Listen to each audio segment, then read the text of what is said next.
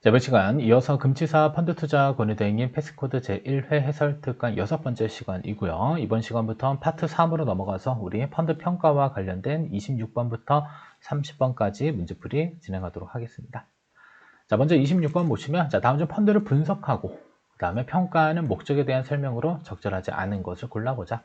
자, 그러면 분석 및 평가와 관련된 내용들 살펴보시면 되겠죠.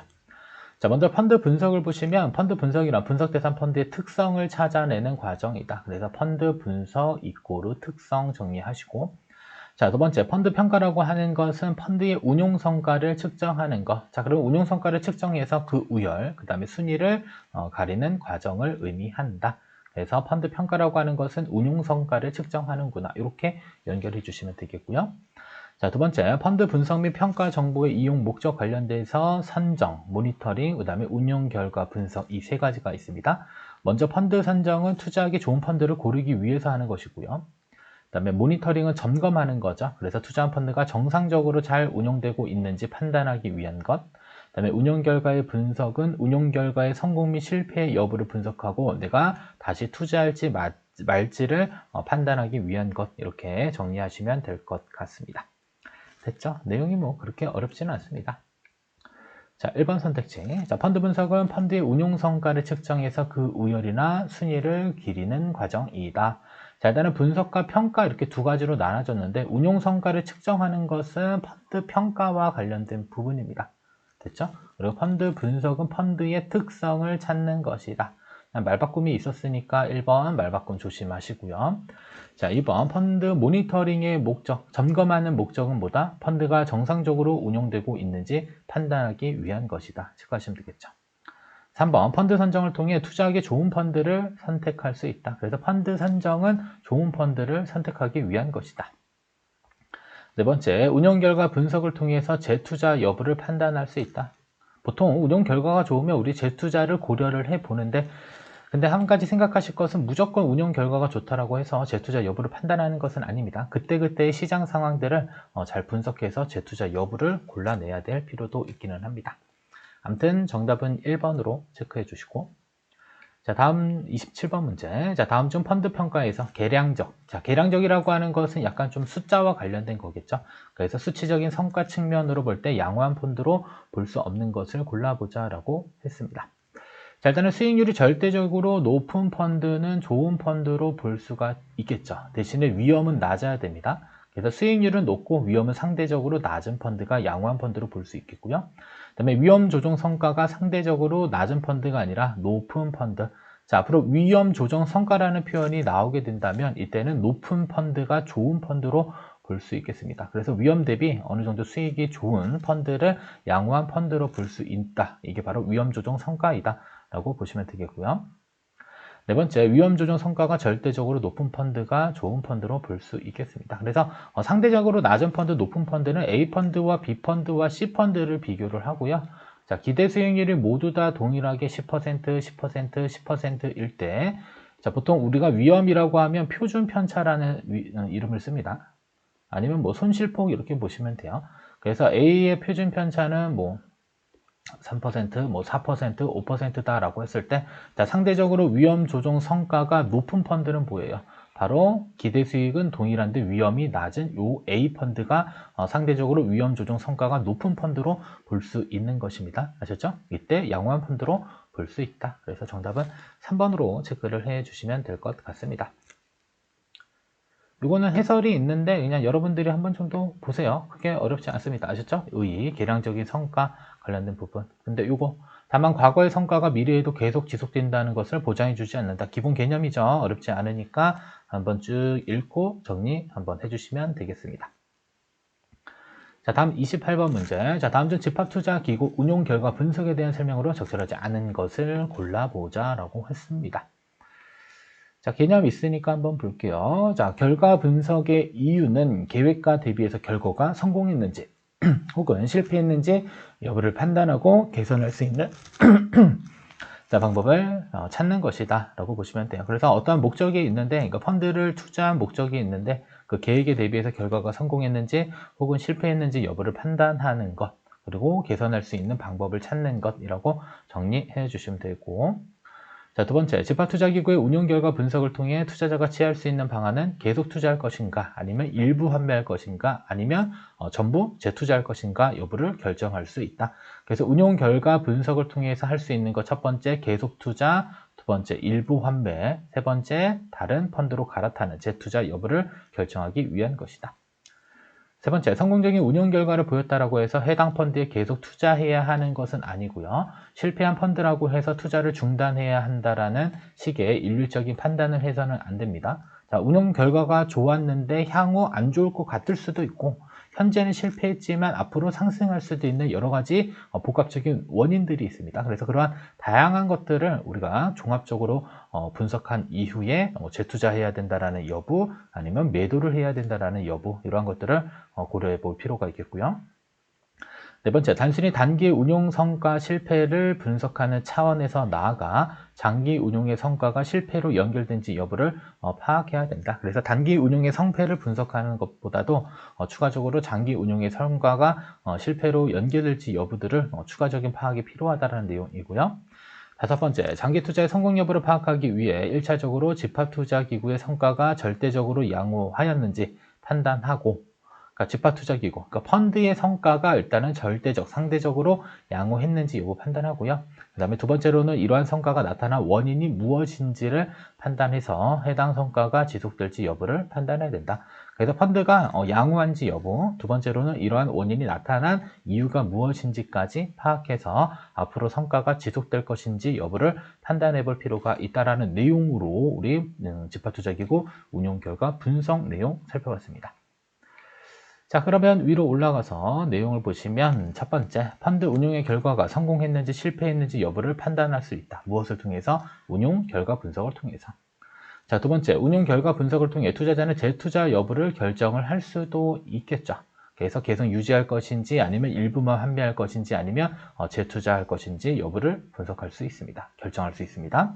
세 번째, 불만족스러운 운용 결과를 보였다면 투자를 중단하고 새로운 펀드를 모색해야 된다. 자, 일률적인 판단을 하면 안 된다라고 했죠. 그래서 운용 결과는 당연히 시점에 따라서 달리 나타날 수 있는 부분들입니다. 그래서 현재 운용 결과가 실패했다라고 해서 그냥 바로 다른 펀드를 모색해야 하는 것은 바람직스럽진 않습니다. 네 번째, 단기 운용의 성패를 분석하는 차원에서 나아가 장기 운용의 성과가 실패로 연결될지 여부들을 모두 다 파악을 해야 됩니다. 그래서 집합투자기구 운용 성과를 파악하고 그 다음에 운용 성과의 원인을 파악함으로써 장기 투자가 어떻게 될지 여부들을 판단해야 될 필요가 있다. 그래서 정답은 3번으로 체크를 해 주시면 될 것 같습니다. 자, 다음은 29번으로 넘어가겠습니다. 자, 다음 중 집합투자기구의 분석 및 평가를 위해 필요한 정보와 거리가 먼 것을 골라보자 라고 했습니다. 자, 일단은 분석 평가와 관련된 부분들인데 아래 보시면은 평가 대상이 있습니다. 자, 일단은 분석 및 평가 대상에 세 가지 있어요. 첫 번째로는 가격 정보, 두 번째로는 펀드의 포트폴리오, 세 번째로는 운용자나 운용회사와 관련된 정보들, 이러한 것들이 집합투자기구의 분석 및 평가 대상이 된다라고 보시면 되겠고요. 자, 그리고 의의를 보시면 자, 투자에 있어서 가장 중요한 요소는 수익, 이익을 내는 것. 그 다음에 수익과 함께 반드시 고려해야 될 것은 위험, 리스크입니다. 그리고 이러한 위험과 수익을 측정하기 위해서는 집합투자기구의 가격 정보 등이 필요하다. 그래서 가격 정보로는 기준 가격 설정 좌수, 분배율 이런 게 필요해요. 분배율은 뭐 일단 주식으로 따지면 배당이 되는 것이고요. 설정 좌수는 펀드의 규모를 볼 수가 있는 거고, 자, 기준 가격은 우리가 일반적으로 주가라고 하는 것을 주식의 가격이라고 하잖아요. 펀드의 가격은 기준 가격이라는 표현을 씁니다. 그리고 매일매일 산출돼요. 우리 눈에 잘 보이지 않을 뿐이고요. 그다음에 나머지 뭐 포트폴리오 구성, 그다음 운용회사와 그다음 운용자에 관련된 정보들, 이러한 것들을 통해서 우리가 집합투자기구를 분석하고 평가하는구나, 이렇게 보시면 되겠습니다. 보통 펀드 매니저들을 좀 많이 분석하는 경향들은 있는데 참고로 기억하시고 내용 보겠습니다. 자, 다음 주 집합투자기구의 분석 평가를 위해 필요한 정보와 거리가 먼 것. 일단 가격 정보, 포트폴리오, 운용자나 운용회사와 관련 정보는 모두 분석 및 평가를 위해 필요한 정보였고요. 자, 집합투자기구의 자금 흐름은 모니터링과 관련된 부분입니다. 그래서 모니터링 과정에서 정기적으로 점검해야 될 항목의 하나인데 아래 보시면 또 내용이 있죠. 그래서 우리 집합투자기구를 정기적으로 평가할 때 점검해야 될 항목들이 4가지가 있습니다. 그래서 집합투자기구의 성과, 보유 자산, 매매 현황, 운용자 및 운용회사, 자금의 흐름 관련된 부분들은 정기적으로 점검해야 된다. 언제? 모니터링 과정에서. 이것도 추가적으로 정리하면 좋을 것 같습니다. 됐죠? 그래서 정기적으로 점검해야 될 항목 하나 체크하시고 그 다음에 분석 및 평가를 위해 필요한 정보 하나 2가지를 이 문제를 통해서 각각 정리해 주시면 될 것 같습니다. 자, 30번 문제입니다. 자, 다음 중 벤치마크에 대한 설명으로 적절하지 않은 것을 골라보자. 벤치마크는 한 번 정도는 우리가 학습을 한 것 같은데 다시 구체적으로 내용 보도록 하겠습니다. 자, 먼저 벤치마크란 운용 목표와 전략을 가장 잘 나타내는 지표로 벤치마크는 운용 지침의 역할을 한다. 그래서 보통 우리가 인덱스 펀드 할 때 아마 벤치마크를 설명했던 것 같아요. 그래서 우리나라 코스피 200 지수를 추종하는 인덱스 펀드다라고 한다면 벤치마크는 코스피 200 지수가 되는 거겠죠. 그래서 집합투자기구의 운용 목표와 전략을 가장 잘 나타내는 지표로 벤치마크는 뭘 한다? 운용 지침의 역할을 합니다. 두 번째, 벤치마크는 투자자로 하여금 해당 펀드의 투자일지를 사전에 판단할 수 있는 투자 지침의 역할을 하는 겁니다. 그래서 운용 지침의 역할, 그 다음에 투자자로서는 투자 지침의 역할, 그리고 세 번째, 기준이 되는 거죠. 벤치마크는 펀드 성과의 기준 역할을 한다. 그래서 코스피 지수가 3% 상승했는데 인덱스 펀드가 3%를 상승하지 못했다라고 한다면 벤치마크 대비 수익이 좋지 않은 것으로 평가할 수 있습니다. 따라서 벤치마크는 펀드의 성과, 평가, 기준 역할하고 보통 BM 지수 이렇게 있어요. 펀드 여러분들 이렇게 성과 분석하게 되면 BM 지수 있는데 BM 지수가 벤치마크 지수고요. 벤치마크 대비 초과 수익을 냈는지 그 다음에 위험은 낮은지 여부들을 통해서 펀드가 잘 운용되고 있는지 여부들을 파악을 해볼 필요가 있겠습니다. 자, 다음은 2번 벤치마크의 설정. 자, 집합투자기구의 벤치마크는 해당 펀드의 누가 운용자가 정하는 것이지 투자자가 정하는 건 아닙니다. 그렇죠? 그래서 원칙적으로 펀드 운용자가 정한 사전적인 벤치마크와 평가자가 펀드 평가를 위해 사후적으로 정의한 벤치마크는 동일해야 된다. 자, 두 번째, 벤치마크는 펀드의 수익과 위험 구조에 따라 펀드별로 달리 적용돼야 돼요. 그러니까 펀드 성격이 다른데 다른 성격의 펀드를 동일한 벤치마크를 적용하면 당연히 문제가 생기겠죠.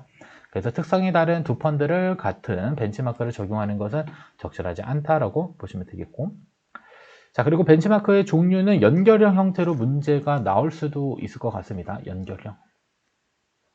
그래서 시장지수에 뭐가 있는지, 섹터지수엔 뭐가 있는지, 합성지수엔 무엇이 있는지, 맞춤 포트폴리오에는 무엇이 있는지 이렇게 연결하는 형태 나올 수도 있고요. 그 다음에 시장지수는 운용에 특이한 제약 조건이 없는 경우 적용하기 적합하고, 자, 특정 분야에 집중 투자할 경우 적합한 것은 섹터, 그 다음에 스타일지수, 복수의 자산 유형에 투자하는 경우 적합한 것을 합성지수, 일반성이 적은 펀드를 평가하기 위한 것은 맞춤 포트폴리오다라고 아까 연결하는 형태로 공부를 진행을 해 주시면 좋을 것 같습니다. 됐죠? 자, 그리고 마지막으로 집합투자기구의 벤치마크는 집합투자기구가 만족할 만한 성과를 달성했는지를 판단하기 위한 그 기준, 즉 잣대가 될 수 있다. 이렇게 보시면 되겠습니다. 그래서 우리가 펀드 운용 성과를 평가할 때는 BM지수라고 하는 벤치마크 지수를 반드시 활용해서 벤치마크 대비 초과 수익률인지 벤치마크 대비 덜 위험한 위험을 가져가고 있는지 이러한 부분들을 평가하는 그 기준이 될 수 있다라고 볼 수 있겠습니다. 자, 그러면 30번 문제 볼게요. 자, 벤치마크는 펀드 성과의 결과를 나타내어 주는 지표이다. 결과가 아니라 기준이 된다라고 했습니다. 1번 틀렸네요. 그래서 성과평가의 결과가 아닌 성과평가의 그 기준을 나타내는 지표가 되겠습니다. 자, 두 번째, 벤치마크는 펀드의 수익과 위험 구조에 따라 펀드별로 달리 적용해야 되는 게 맞습니다. 그래서 같은 특성을 갖는 것은 같은 벤치마크를 쓰는 것은 큰 문제가 되지 않겠지만 다른 특성을 갖는 펀드를 하나의 bench마크를 적용하면 바람직하지는 않습니다. 세 번째, 벤치마크는 운용 목표와 전략을 가장 잘 나타내는 지표로 펀드 매니저의 운용 지침 역할을 할 것이고, 벤치마크는 투자자로 하여금 투자 여부를 사전에 판단할 수 있는 투자 지침의 역할을 하기도 한다. 문장 정리하시면 되겠죠. 그래서 정답은 1번으로 체크를 해주시면 될 것 같습니다. 자, 여기까지 해서 30번까지 문제풀이 마치도록 하겠고요. 다음 시간에 31번부터 문제풀이 진행하도록 하겠습니다.